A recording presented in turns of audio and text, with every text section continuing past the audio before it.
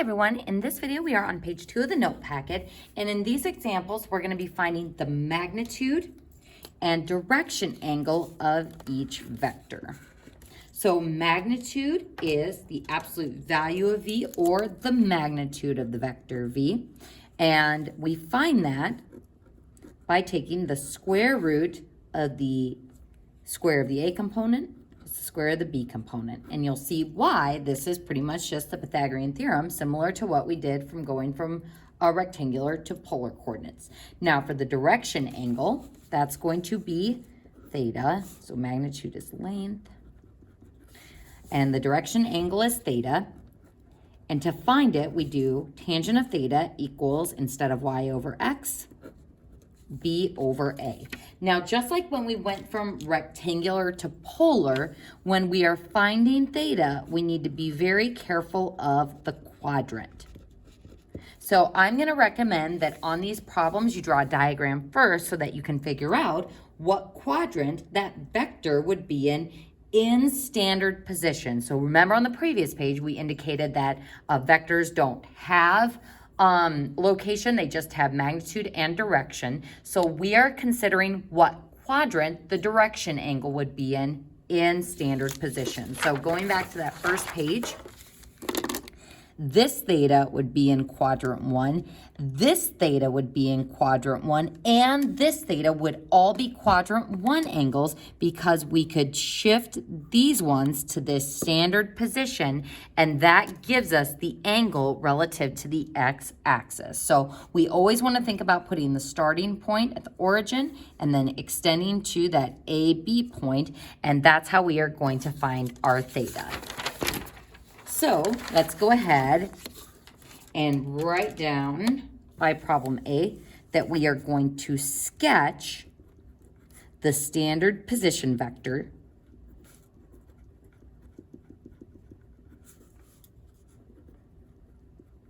to determine the quadrant. So if I have vector u is equal to 3, 2, this vector is in component form, where a and b are the components. So we're going to be doing lots of labeling here to try to get us used to this vocabulary, because it is a little bit confusing because of the slight differences between this and what we've been doing thus far in this chapter. So let's go ahead and graph this vector in standard position. So I'm going to go ahead and draw a little coordinate plane there. So standard position means that the vector will start at 0, and it will go in the A horizontal direction, 1, 2, 3, and B in the vertical direction, 1, 2, giving me this. So my A is 3 and my B is 2. So if I asked you to find the magnitude of vector u, we would want to find, kind of similarly, the radius or the hypotenuse of this little triangle we have formed. So this is going to be the absolute value of u, or the magnitude of u.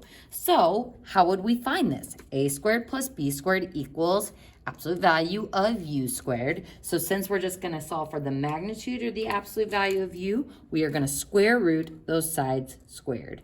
So the magnitude of vector u is equal to the square root of 3 squared plus 2 squared, which is rad 13, and we're going to leave it in that simplified radical form. So this is what the magnitude is equal to. So that's how long the vector is, or the strength of the vector. So this is the magnitude. So that's the first thing we needed to find. The second thing we want to find is the direction angle. Now, looking at this little sketch that we did, in standard position, our theta is in quadrant 1. So when we do tangent of theta, and again, we can just look at our diagram for the relationship. Tangent of theta is opposite over adjacent. We want to use our given information as much as possible. So 2 over 3.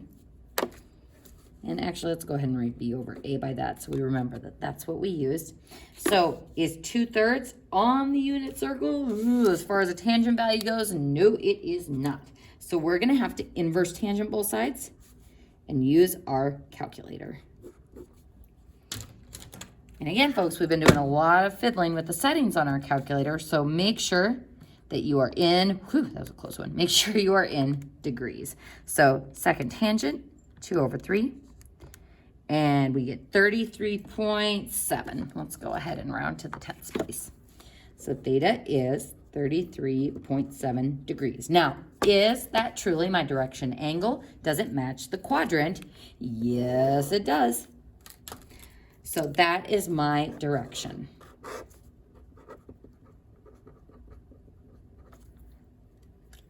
So we have now found the key features of the vector, the magnitude and the direction. And once I have those, then we can write the vector in resolved form.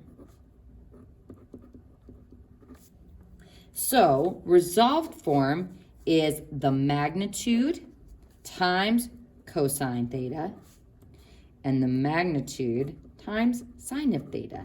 And again, this looks almost exactly like our cosine theta for the x value or a, our sine theta for the y value or the b value.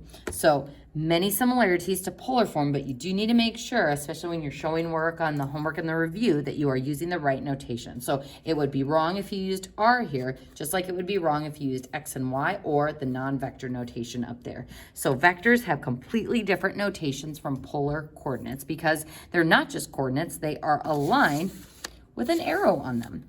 So if I wanted to write the resolved form for this vector, our magnitude would be rad 13 cosine of 33.7 degrees. And then our magnitude again, sine of 33.7 degrees. And what's cool about resolved form is that if I simplify it, it turns into component form.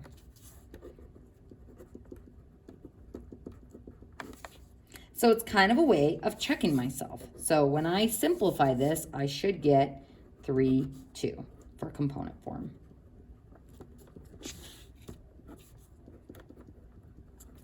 And let's go ahead and verify that. So rad 13 times cosine of 33.7.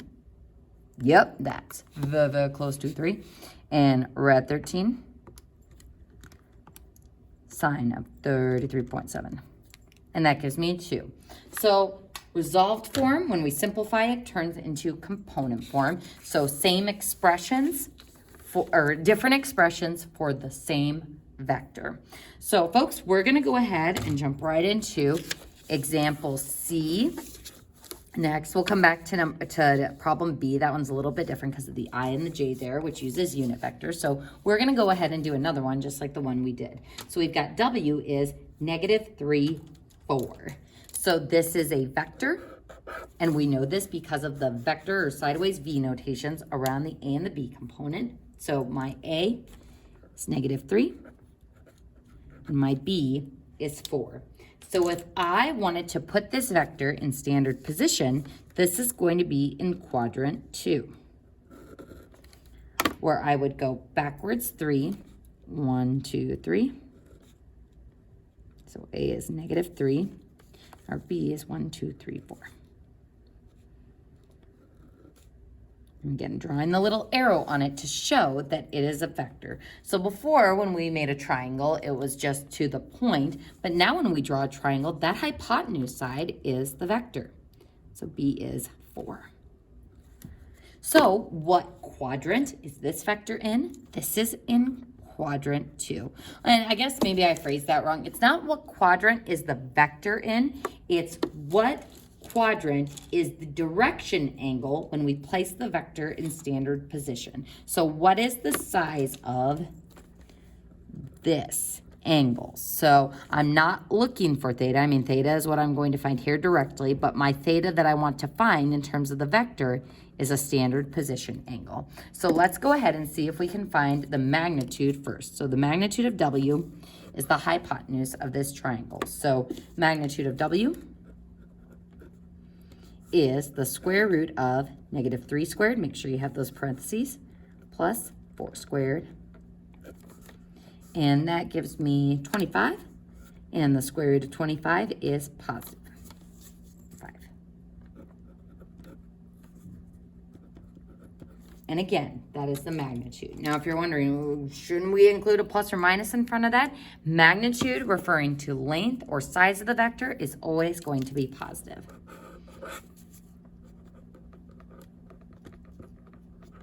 So 5 is the magnitude or the length of the vector.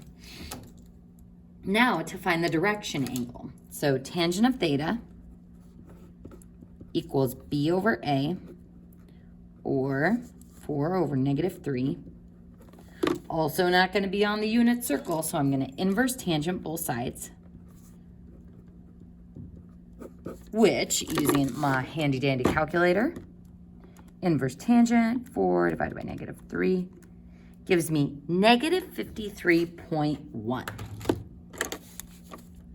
Now, is -53.1 a quadrant 2 angle? No, this would be a quadrant 4 angle. So what we have just found using our calculator is the reference angle, or how large this little wedge is. So if I know the size of that wedge and I want to know the size of that larger quadrant 2 angle, we would take 180 minus 53.1, or just add 180 to that.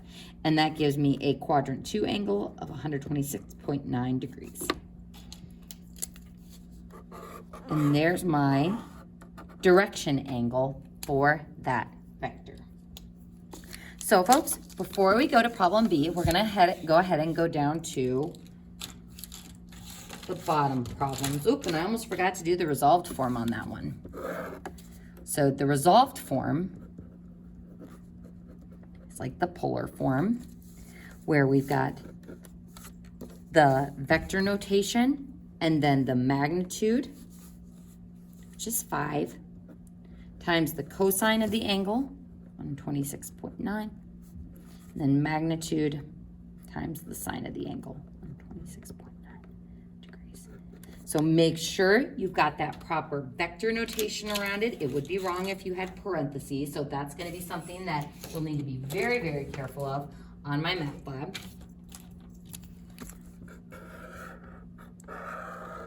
And also make sure that you see the similarities between this and polar form. So folks, let's go ahead and go down to A at the bottom, and it says find the components of a vector V with the given direction and magnitude. Now I'm given the direction and magnitude, or the theta, the absolute value of V, and we want to find the components, or A and B. So how can we do this? We can take the resolved form, which uses theta and the magnitude, and we can simplify it to turn it into component form, which will give us the A and the B components. So we're gonna go ahead and take this information, write it in resolved form, and then simplify it to be component form. So our magnitude of this vector, so the name of the vector is U, so the magnitude of U is 2. Then the theta in standard position is 125 degrees. And as we can see, this is a quadrant 2 direction angle. And folks, this is nice, just like with going from polar to rectangular, because if I identify what quadrant this should be in, that's going to help me check the A and B components once I find them. So writing this information in resolved form, vector notation, magnitude 2, cosine of 125, and then magnitude sine of 125 degrees. So when I simplify this using my calculator, 2 cosine 125, we get negative 1.1, we'll just round to the 10th place,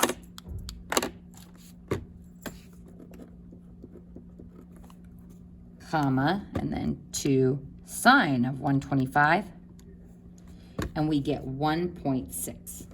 So that's my A component, that is my B component, and this is component form. Now, does this match up with what our quadrant says? Does it look like we have gone backwards, negative 1.1, and up 1.6? Does going backward and up fall into quadrant 2? It sure does, so that's why you can use the quadrant to check yourself. So we went from resolved form, this, to component form, this. So in the next problem, we are going to do the same exact thing, but notice we're not given a diagram here. So I'm going to go ahead and start by drawing a diagram. So where is 235 degrees? Somewhere down here in quadrant 3. So I'm going to draw a circle going around that says 235 degrees. There's my angle. Now, the magnitude is 10. So this side is 10. So I want to find the B component and the A component. So it's no different from what we have done previously with using the fact that x equals our cosine theta. So magnitude equals 10 cosine 235. So let's go ahead and start with our resolved form. So resolved form, using our vector notation, magnitude times cosine of 235, and then magnitude times sine of 235. Ooh, terrible 235 degrees. So typing that in on your calculator, I'm going to save us a little time here. That's going to give us negative 5.7 and negative 8.2. Now, what quadrant did we say this was in? Quadrant 3. And if I think about going backwards 5.7 and down 8.2, that would be in quadrant 3. So my component form checks out for finding my A and my B values. So folks, in the next video, we'll go ahead and talk about problem B.